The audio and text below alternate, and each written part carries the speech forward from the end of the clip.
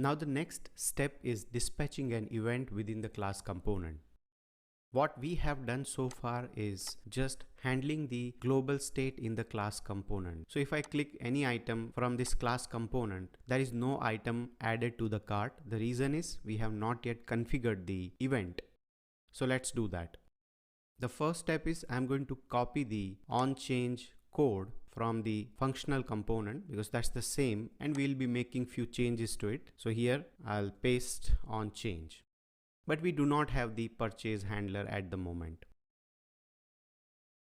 The next step is we have to write map dispatch to props. Now this method receives the dispatch object, and this is where we are going to configure the event. This map dispatch to props will be passed as a second parameter to the connect method. And let's say we are going to have the purchase handler. Now the key here is that there is the event object passed, and here we are going to say dispatch. And this is where we pass the type. So I'm going to say purchase. Now if you observe the functional component, when we say dispatch, then there is the data manipulation happening here, like this event target is getting generated, and then we have the obj that is passed as the payload.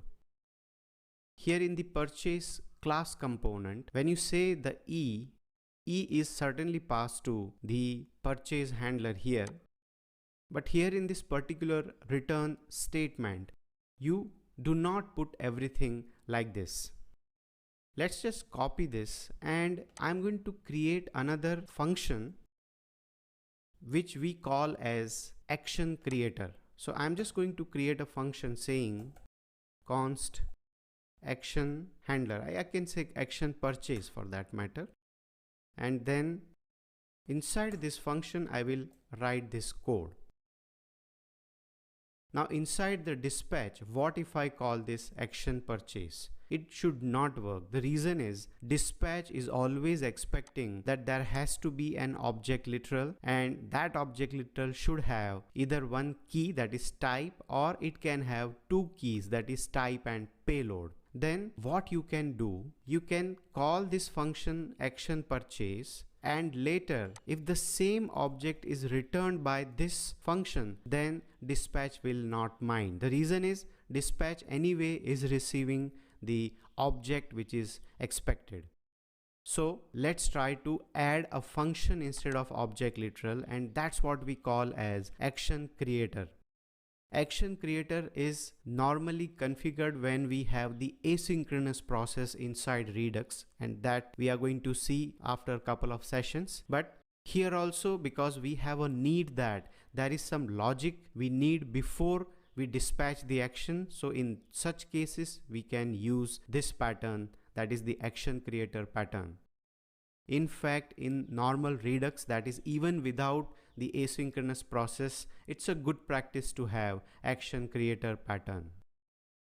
So let me just return the same thing which we were returning from this place. So what I'm going to do, I'm going to just copy everything from this purchase handler, and I'm going to paste it here.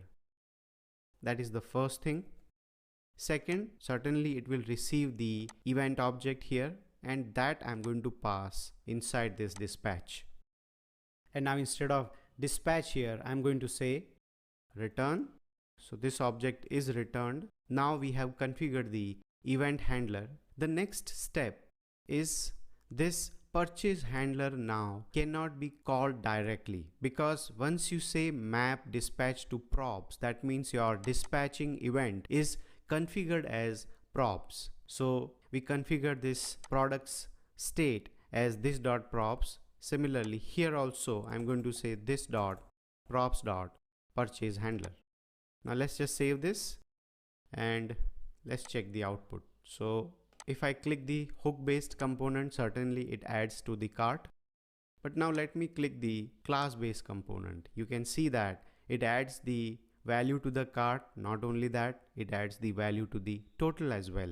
So let me just say grapes here from the class component. So now we have configured the class and Redux together. So this is the syntax basically. So here we not only try simple dispatch, but we implement the action creator pattern.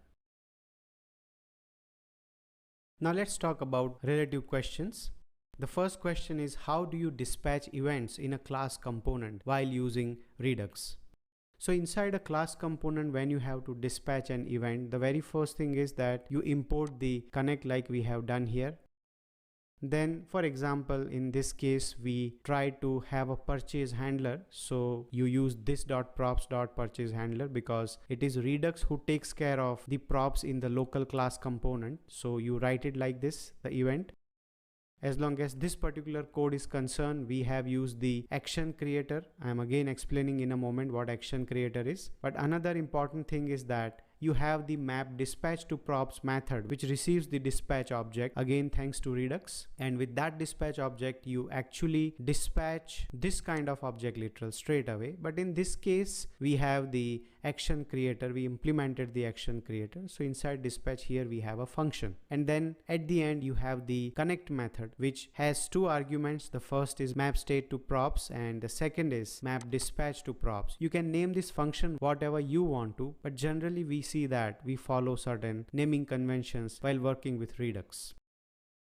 The second question is, explain the action creator pattern. So here again, you could have written dispatch like this. So let's observe these two statements here.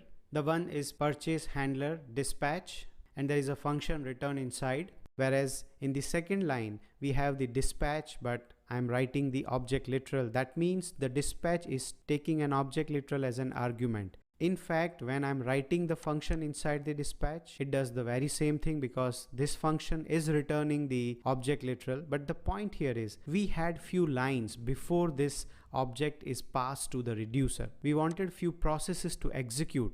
Now in this case, we do not have any asynchronous process, but as we proceed, we will see that we'll be using asynchronous process. Even in that case, you cannot write object literal directly here. So dispatch sends this object to the reducer, which you already know. So if you observe these two lines, the first line shows that this is the action creator pattern, and in the second line, we don't use the action creator. It's always a good practice to have action creator whenever you have an asynchronous process, or even in absence of asynchronous process, you can certainly use the action creator pattern the way we have used here.